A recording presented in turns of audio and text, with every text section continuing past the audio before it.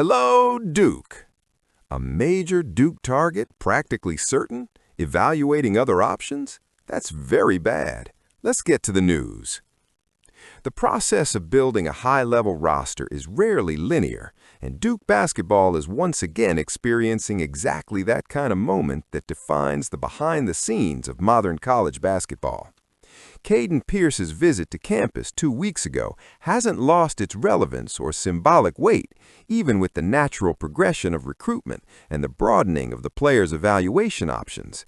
On the contrary, it helps to illustrate how competitive and detailed the transfer market has become, especially when it involves an experienced athlete with a ready physical profile and one final season of eligibility at stake.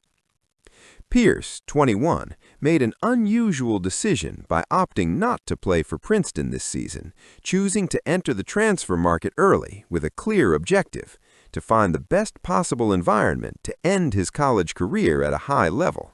In this context, the visit to Durham was anything but routine.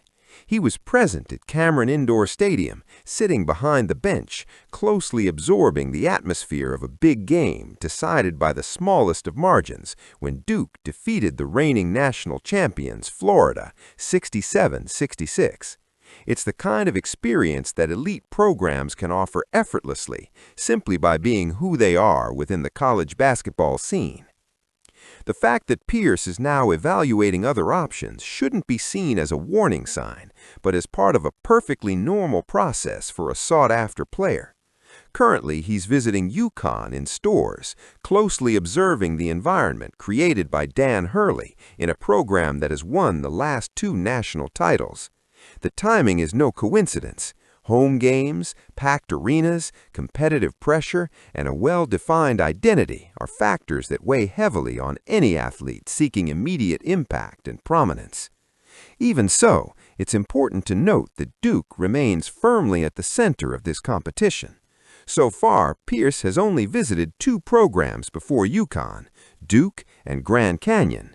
This in itself already indicates the degree of mutual interest. The next stops, Gonzaga in Spokane and Louisville in January, complete a roadmap that reflects not indecision but caution.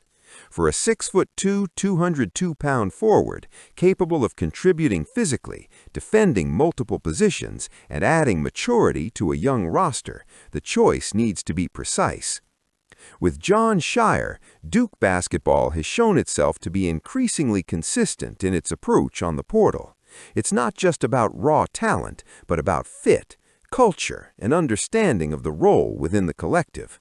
Scheyer has made it clear since taking over the program that each addition needs to make sense within the collective identity, something that has become evident in the way Duke competes, controls close games, and responds under pressure.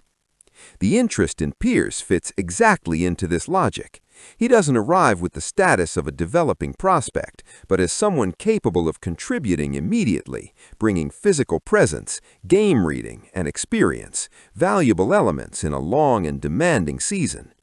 The fact that he's considering other options doesn't diminish the work Duke has done so far, nor does it erase the impression left during his visit. On the contrary, it reinforces that the program is once again at the forefront when it comes to attracting relevant players on the national scene.